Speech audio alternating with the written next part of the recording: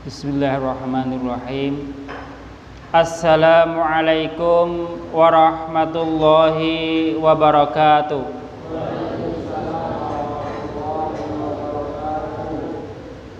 Alhamdulillahilladzi arsala rasulahu bil huda wa dinil haqq liyudhhirahu 'alad dini kullih wa kafa billahi syahida. Ashhadu an la ilaha illallah wahdahu la syarikalah wa ashhadu anna Muhammadan abduhu wa rasuluh. Amma ba'd. Qala Allah ta'ala, a'udzu billahi minasy syaithanir rajim. Bismillahirrahmanirrahim. Yarfa'illahu alladhina amanu minkum walladhina utul ilma darajat. Wa qala Rasulullah sallallahu alaihi wasallam, man kharaja fi talabil ilmi fahuwa fi sabilillah. Shadaqallahul adzim. Alhamdulillah, ikhwan akhwat sekalian, mari sama-sama kita panjatkan rasa syukur kita kehadirat Allah Ta'ala, yang mana pada kesempatan malam hari ini, di malam yang ke-29 dari bulan Syawal, yang artinya sebentar lagi kita akan memasuki bulan Zulqa'dah, kemudian bulan Zulhijjah, yang mana kita semua tahu di bulan Zulhijjah tersebut ada satu ibadah yang mana balasannya adalah surga bagi yang mampu melaksanakan dan diterima ibadah tersebut, yakni ibadah haji. Dan bagi ikhwan akhwat semua yang tidak mampu berhaji, ada satu ibadah pula yang sangat besar nilainya, yakni ibadah kurban. Maka mari kita persiapkan diri dan harta kita untuk berhaji jika mampu. Tetapi kalau belum ada kemampuan berhaji, mari kita sisihkan sebagian rezeki kita untuk berkurban fi sabilillah. Sholawat serta salam semoga senantiasa Allah curahkan untuk junjungan kita, untuk manusia terbaik yang Allah ciptakan di muka bumi ini, untuk manusia yang nanti di yaumil qiyamah sangat kita nantikan syafaatnya, yakni untuk baginda Nabi Muhammad sallallahu alaihi wasallam. Dan semoga salawat tersebut tersambung untuk keluarganya, sahabatnya, dan juga untuk seluruh umatnya hingga yaumil qiyamah nanti. Dan semoga kita semua yang hadir pada malam hari ini memperoleh syafaatnya nanti di yaumil qiyamah. Amin, Allahumma amin. Ikhwan dan akhwat sekalian, tadi telah dibacakan oleh qori kita, Bapak Ta'lim Syarifuddin, surat Al-Baqarah ayat 195, yang biasanya kami menyampaikan tentang sunnah keseharian. Tetapi untuk malam hari ini, izinkan kami menyampaikan tentang ayat-ayat Al-Quran yang memerintahkan kita semua untuk berinfak. Karena kami khawatir ada sebagian kita yang menganggap infak adalah ibadah sunnah. Karena pengertian sunnah yang melekat di kita adalah sesuatu yang jika dikerjakan berpahala dan tidak dikerjakan tidak mendapatkan dosa. Nah, padahal infak itu dalam ayat tadi dikatakan adalah firman Allah Ta'ala, perintah Allah Ta'ala langsung. artinya satu kewajiban bagi kita semua. Yang membedakan dengan zakat adalah infak tidak ditentukan besar kecilnya. Kalau zakat ada ketentuannya, ada nisab, ada haulnya. Tetapi infak tidak. Maka pada malam hari ini izinkan kami menyampaikan ayat Al-Qur'an yang di situ Allah perintahkan kita semua untuk berinfak. Yang pertama tadi adalah surat Al-Baqarah ayat 195 tadi. Terus yang kedua nanti di surat Al-Hadid ayat yang ke-7, di surat Al-Munafikun ayat yang ke-10, dan di surat At-Taghabun ayat yang ke-16. Mari kita mulai dari ayat yang pertama. Ayat yang dibacakan oleh qari tadi yaitu surat Al-Baqarah ayat 195. Di situ Allah Ta'ala berfirman, A'udzubillahi minasyaitonirrajim. Bismillahirrahmanirrahim.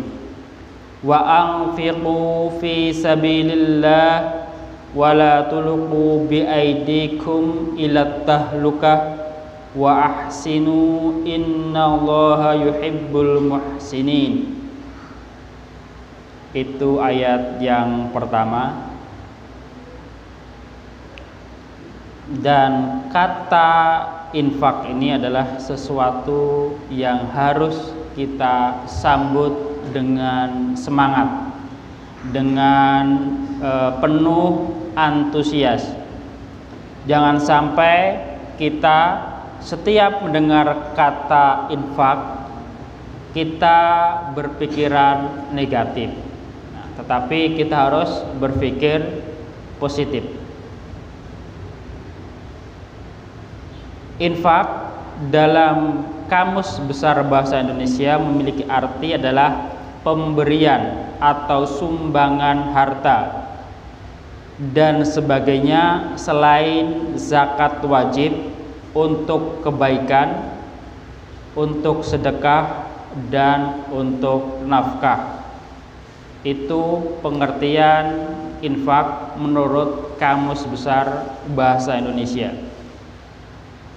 Dan di dalam buku Hasanah Islam, perjumpaan kajian dengan ilmu sosial oleh Dr. Ahmad Rajavi, kata infak adalah berasal dari kata anfaqo yang berarti mengeluarkan sesuatu untuk kepentingan sesuatu. Sedangkan menurut syariat, infak memiliki arti mengeluarkan sebagian dari harta atau pendapatan atau penghasilan untuk suatu kepentingan yang diperintahkan ajaran Islam. Itu tadi beberapa pengertian infak yang harus kita pahami.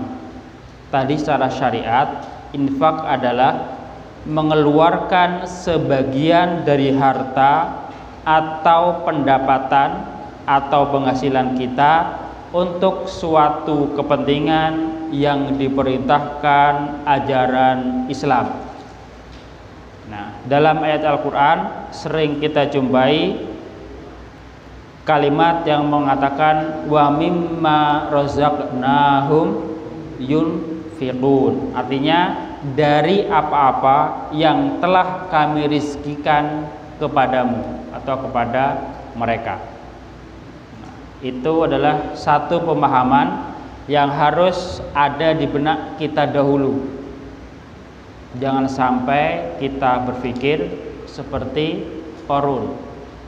Jadi dapat harta, berpikir itu dari ilmu yang kita miliki atau dari usaha yang telah kita kerjakan. Tetapi rizki yang kita dapatkan adalah semata-mata pemberian dari Allah Ta'ala kepada kita. Kenapa? Kalau berdasarkan ilmu, seharusnya para profesor itu lebih kaya dari para pengusaha.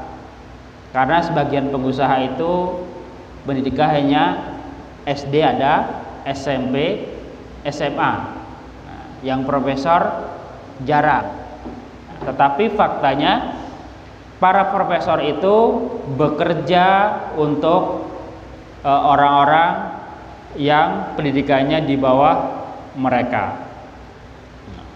Dan kalau rizki diukur dari kerja keras, seharusnya para pedagang yang berjualan 24 jam itu lebih kaya dari orang yang berjualan dengan santai.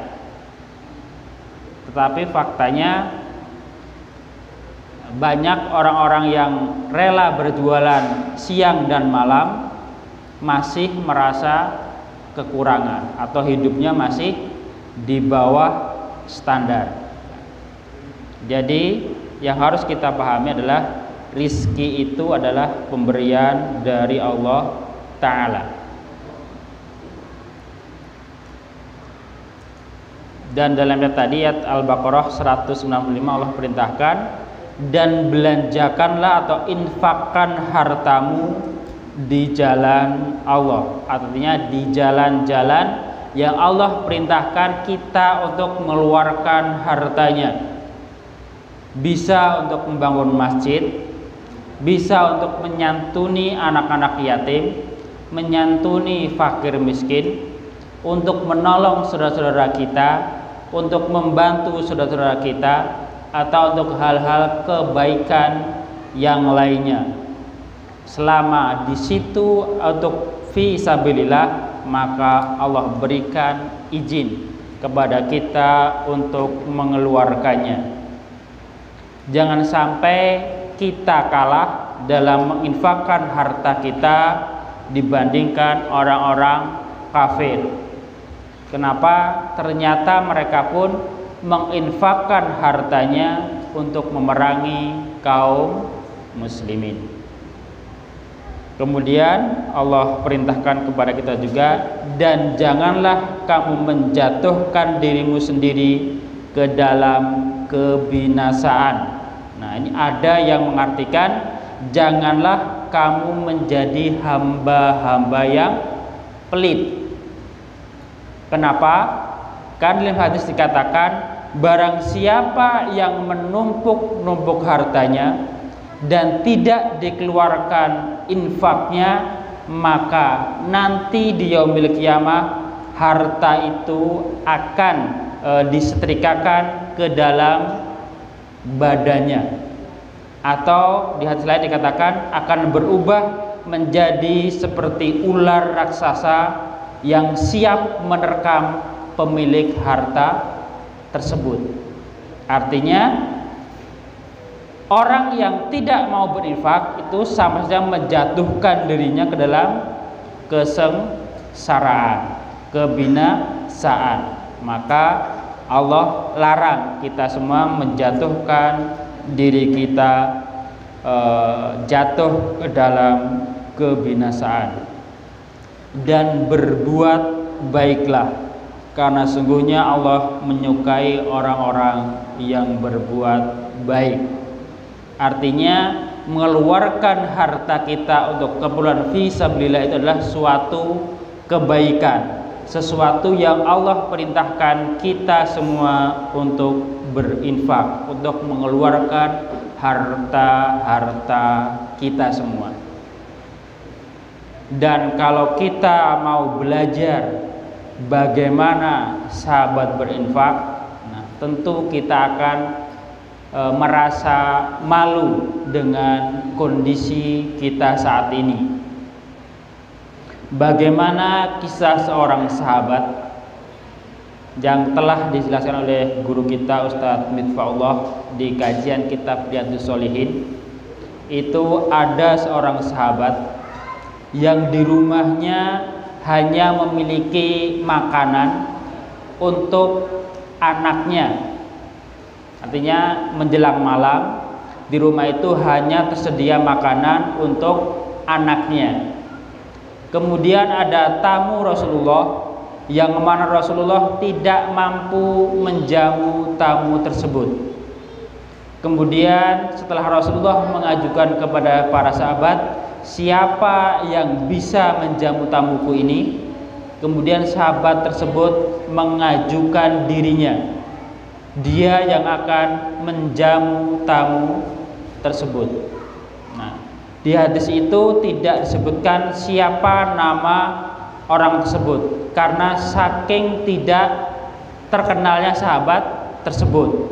Biasanya kalau ada Abu Bakar, Umar, Utsman, Ali atau yang lainnya itu biar disebutkan namanya. Ini tidak disebut nama karena saking tidak populernya sahabat tersebut.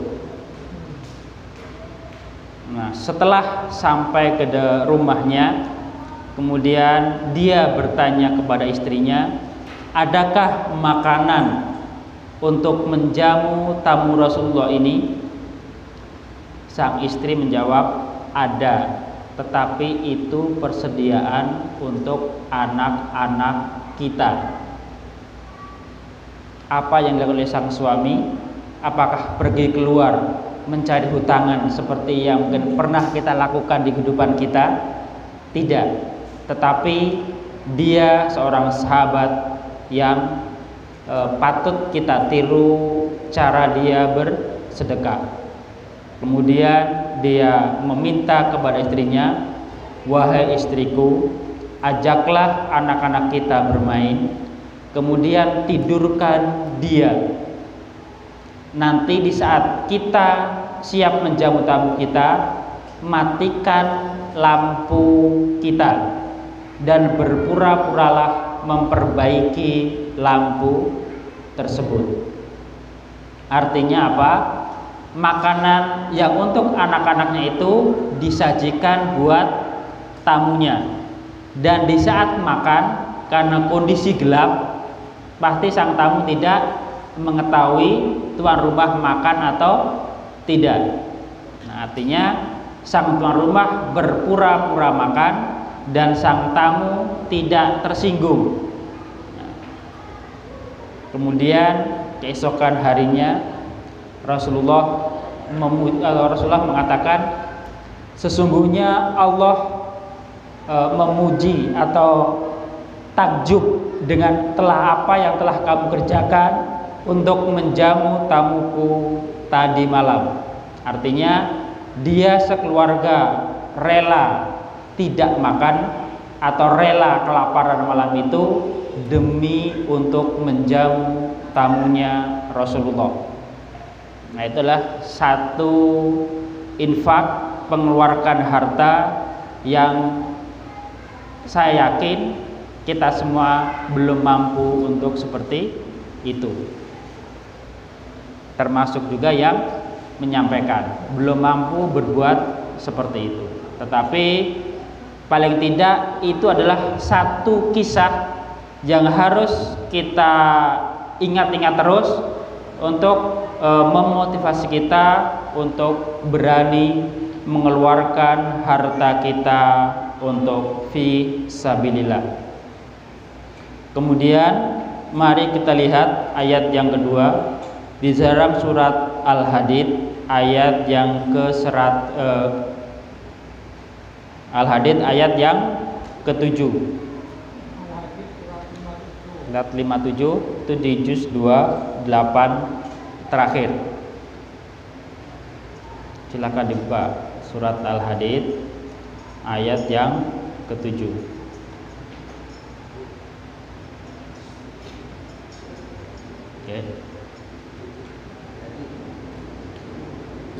Oke, mari sama-sama kita baca firman Allah tersebut.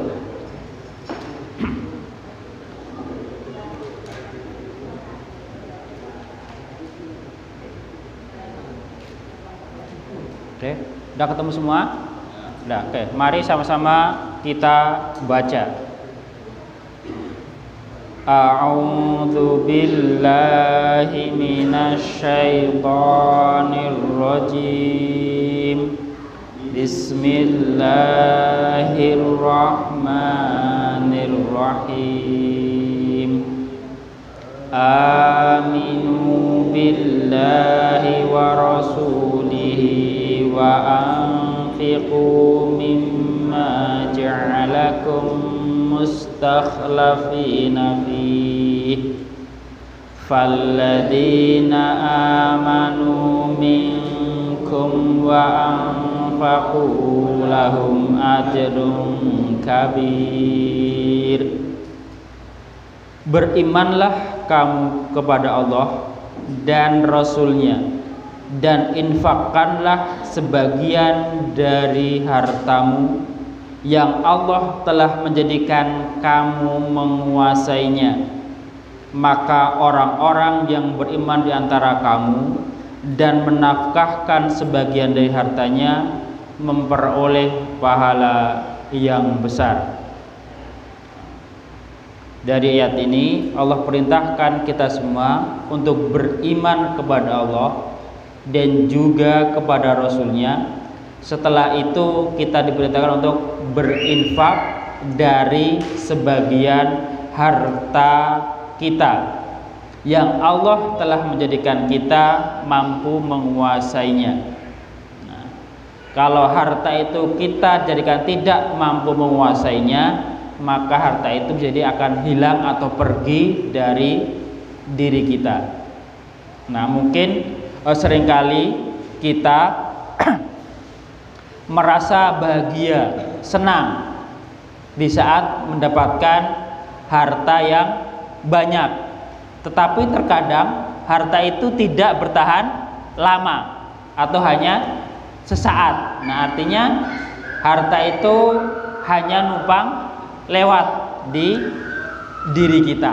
Nah, artinya tadi harta itu tidak menjadi milik kita sepenuhnya, atau kita tidak mampu menjaga, memelihara harta tersebut, hanya sekedar numpang lewat. Nah, cuman taken. Dan apa balasannya kalau kita berinfak dengan Allah, yaitu memperoleh pahala yang besar. Nah, besarnya seberapa di sini tidak dijelaskan. Kalau di surat Al-Baqarah dikatakan nanti akan berbalas hingga 700 kali lipat.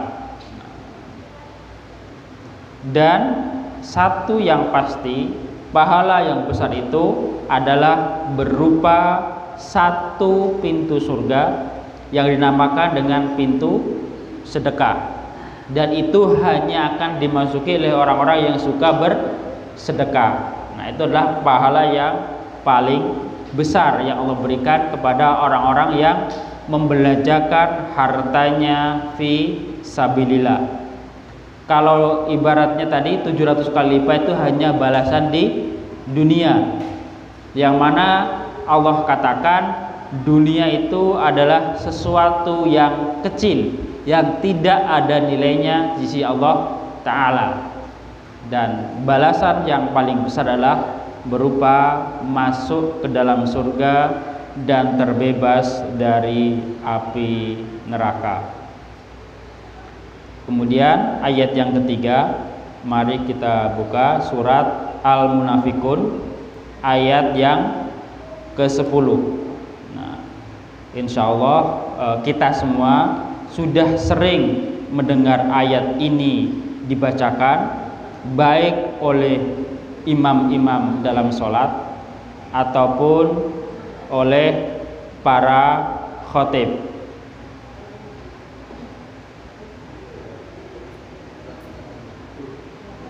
Surat Al-Munafikun, surat ke-63 setelah Al-Jumu'ah, ayat yang ke-10.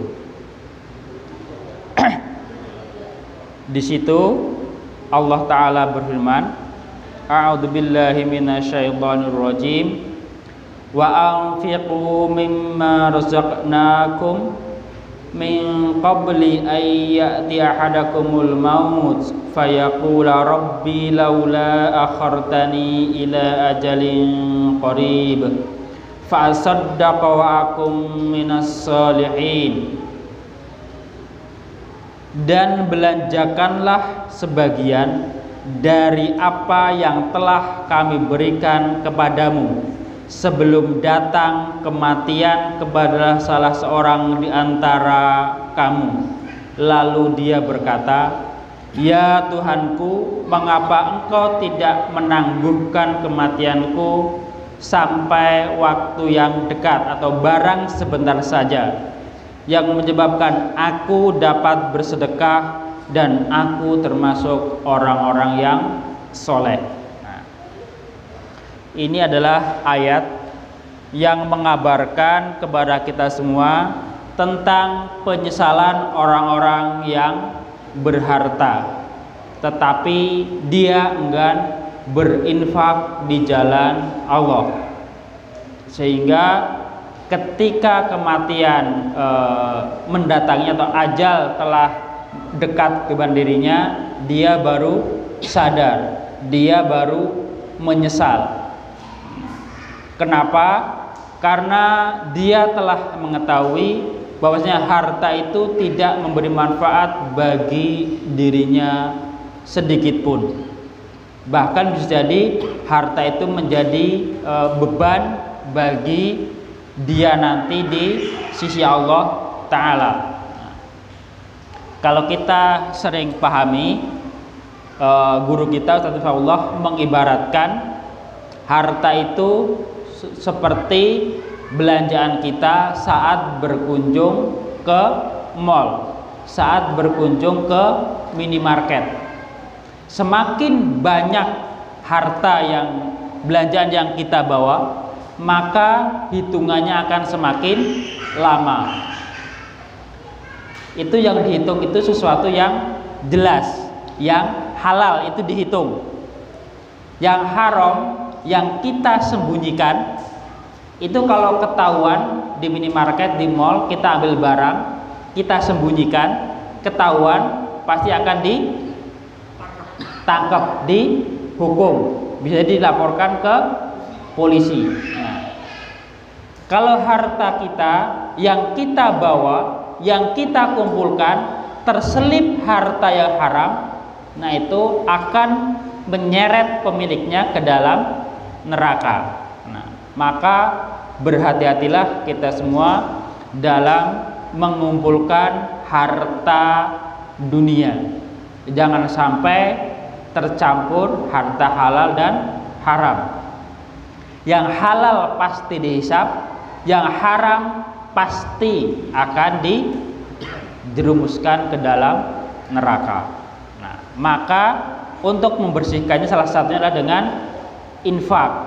Nah, karena terkadang kita tidak tahu secara tidak sengaja, nah harta itu bercampur dengan sesuatu yang haram. Seperti itu. Maka Allah perintahkan kita untuk mengeluarkan harta kita sebelum kita menyesal. Karena harta yang kita tinggalkan itu hanya akan menjadi harta ahli waris kita yang akan menjadi penyesalan nanti di yaumil kiamah. Kemudian ayat yang terakhir yang Allah perintahkan kita untuk berinfak, yakni di surat setelahnya, surat At-Taghabun ayat yang ke-16. Silakan ayat surat selanjutnya di ayat yang ke-16.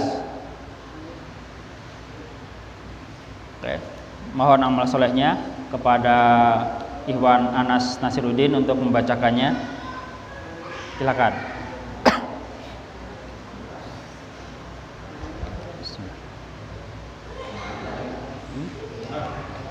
Satu ayat aja. At-Taghabun ayat 16.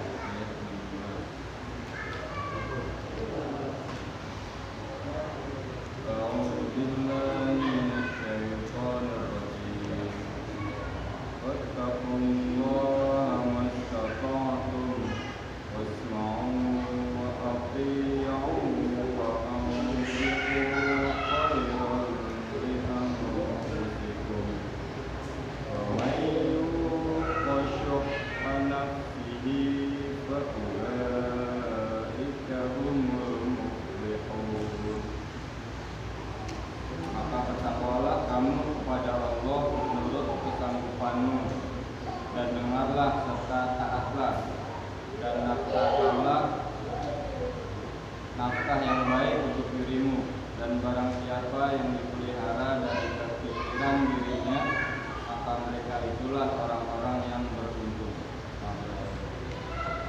Jazakallah khair kepada Ikhwan Anas Nasiruddin yang telah membacakan firman Allah Ta'ala dalam surat At-Taghabun ayat yang ke-16 ini.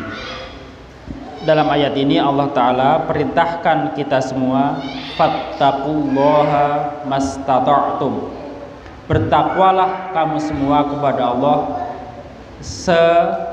semampumu atau sesuai dengan kesanggupanmu. Inilah rahmatnya Allah bagi orang-orang yang beriman. Kita diminta untuk takwa, untuk beribadah itu sesuai dengan kemampuan. Kalau tidak mampu ya berhenti.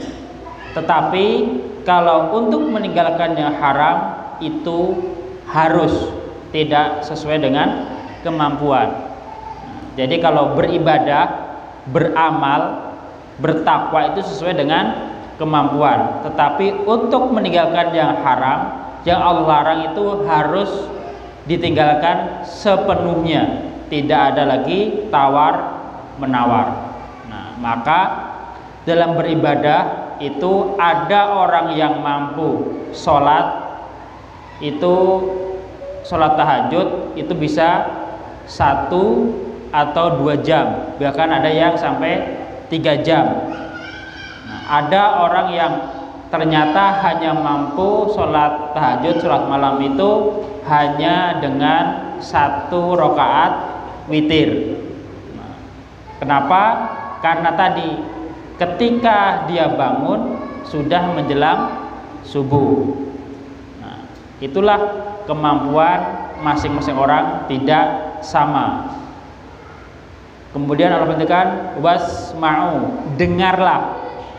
Nah, teman, jadi mendengar apa-apa yang Allah perintahkan kepada kita semua.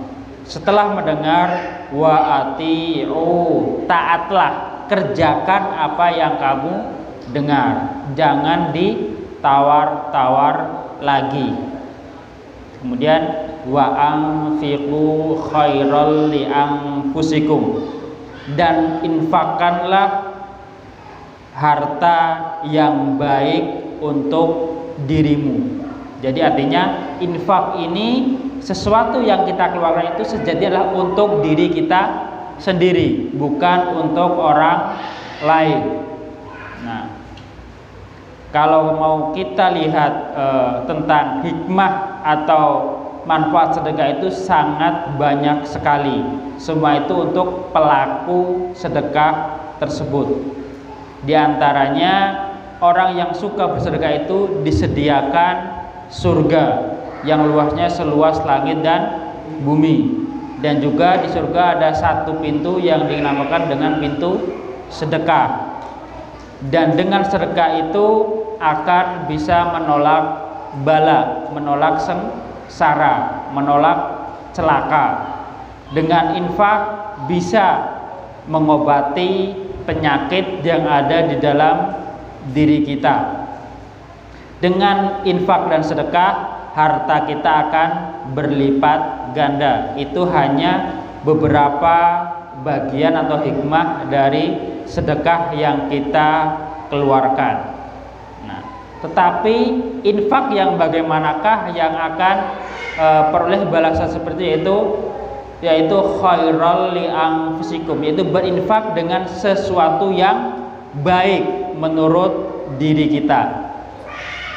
Nah, bagaimana kisah seorang sahabat Abu Thalhah tatkala mendengar firman Allah Ta'ala, lang tanalul birra hatta tunfiqu mimma tuhibbun, surat Al-Imran ayat 91 kalau tidak salah. Ketika mendengar ayat itu, Abu Thalhah segera mendatangi Rasulullah untuk menyampaikan ayat tersebut yang dikatakan tidak akan sampai kepada kebaikan hingga kamu bisa menginfakkan harta yang paling kamu cintai. Ini yang sangat berat, yang paling kamu cintai.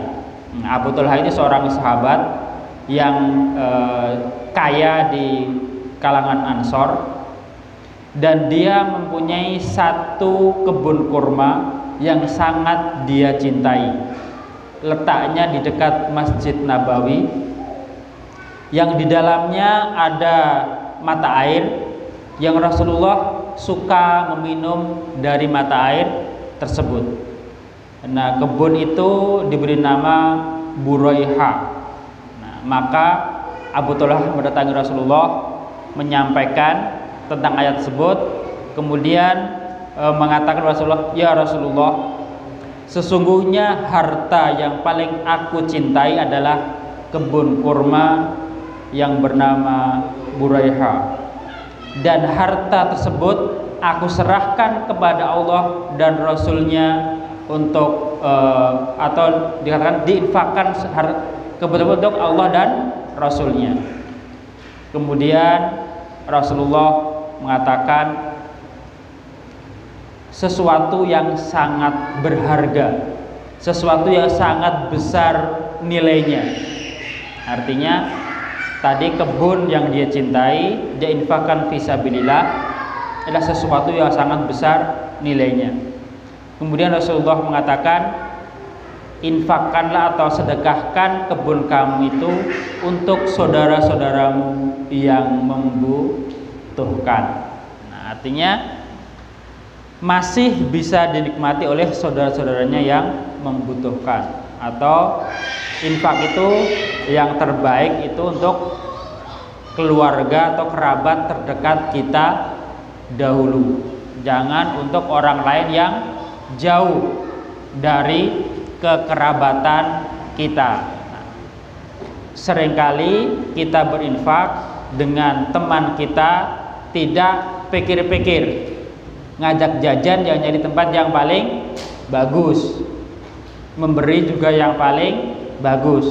Giliran kepada saudara, nah seringkali dia memberi atau mengajak makan dengan sesuatu yang biasa-biasa saja. Nah, kalau yang memberi pun tidak sebanding dengan apa yang dia berikan kepada teman-teman yang dianggap memberikan manfaat untuk dunianya. Nah, dan ini juga tadi salah satu contoh seorang sahabat yang mampu menginfakkan harta yang paling dicintainya. Nah, kita pun juga masih suka berat, susah untuk menginfakkan sesuatu yang sangat kita cintai. Ambil contoh yang paling gampang, yang mungkin pernah kita kerjakan juga dalam kehidupan kita. Di saat kita punya makanan di rumah, ada satu makanan yang baru dimasak, ada satu makanan kemarin. Biasanya yang kita sedekahkan kepada tetangga kita lah paling gampang, itu biasanya yang mana? Yang baru dimasak apa yang sisa kemarin? Kemarin. Nah, kenapa? Sayang. Bukan karena yang paling dicintai, bukan. Nah, itulah emang keimanan kita rata-rata seperti itu. Jadi sesuatu yang paling kita cintai, yang kita nikmati, sesuatu yang sudah mulai menurun kadar kesukaan kita berikan atau kita sedekahkan kepada orang lain. Nah, mungkin mari sama-sama kita belajar tadi dari seorang sahabat yang tidak disebutkan namanya. Yang kedua, belajar berinfak dari sahabat Abu Talha. Dan barang siapa yang dipelihara dari kekikiran dirinya, artinya tidak mau berinfak, tidak mau berderma, itu adalah orang-orang yang beruntung. Artinya dia tidak akan pernah merugi. Nah, bagaimana kisah seorang sahabat Abdurrahman bin Auf, karena dia telah bosan hidup menjadi orang kaya.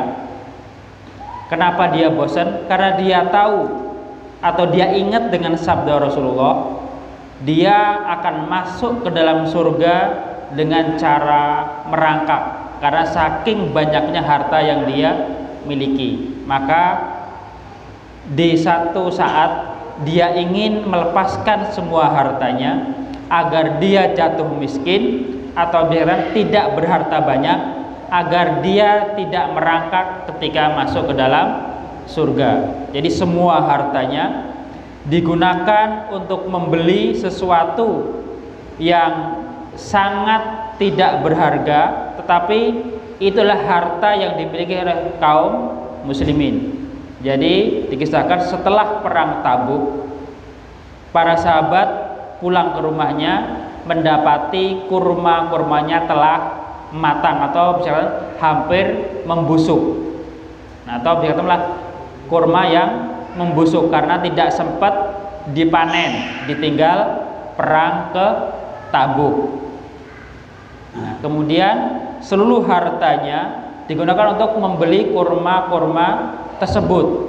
Nah, kalau kita beli barang busuk, barang jelek, biasanya minta diskon. Kalau harga 1.000 ya kita beli misalnya ya paling 500, paling gitu kalau kita saat ini. Tetapi Abdurrahman tidak. Dia beli kurma yang busuk tersebut dengan harga kurma yang bagus. Kalau kurma segar itu harganya 1.000, ya dia beli 1.000, sama, tidak dibedakan, hanya untuk menghabiskan hartanya. Setelah semua hartanya digunakan untuk membeli kurma penduduk Madinah, datanglah utusan dari kerajaan Yaman yang mencari kurma-kurma yang telah busuk atau telah kelewat masak. Ya mau tidak mau, semadinah ditanya ya larinya kemana? Abdurrahman kembali. Kemudian didatangi Abdurrahman, ditanyakan dia punya berapa dia beli. Ternyata dibeli berkali lipat dari harga semula. Niatnya menjadi miskin, ternyata menjadi bertambah kaya. Nah, kalau bahasa kita saat ini sangat beruntung. Nah, karena tolak ukur keberuntungan kita saat ini adalah semakin berharta kita dianggap semakin beruntung. Nah, seperti itu. Maka kalau pengen seperti Abdurrahman bin Auf, seperti Utsman bin Affan, nah maka rajin-rajinlah berinfak, rajin-rajinlah bersedekah, rajin-rajinlah mengeluarkan harta kita untuk fi sabilillah. Jangan menjadi hamba-hamba yang pelit, hamba-hamba yang kikir. Bisa jadi Allah berikan harta yang banyak hanya sebagai istidroj, sebagai bombongan kalau bahasa kita ya, ditipu, diprank lah bahasa kita. Nah, bagaimana Qarun setelah dikasih harta yang begitu banyak, ternyata langsung ditenggelamkan ke dalam bumi, dia dan semua hartanya. Seperti itu.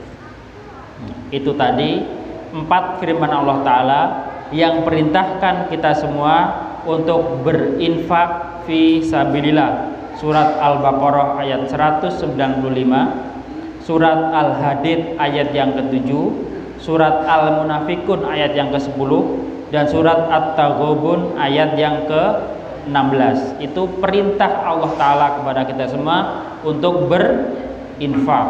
Artinya infak adalah satu kewajiban bagi kita umat manusia yang mengaku beriman kepada Allah Ta'ala sebagai bentuk ketaatan kita kepada Allah Ta'ala. Semakin bagus harta yang kita infakkan, semakin kita cintai harta tersebut, insya Allah balasannya semakin besar di sisi Allah Ta'ala. Nah, semoga yang sedikit ini memotivasi kita semua untuk lebih giat dalam berinfak fi sabilillah. Jangan sampai kita menjadi hamba-hamba yang menyesal, kita kerja siang dan malam, nanti ternyata harta itu menjadi beban bagi kita semua. Mohon maaf atas segala kesalahan dan kekurangan. Akhirul kalam, wassalamualaikum warahmatullahi wabarakatuh. Alhamdulillah.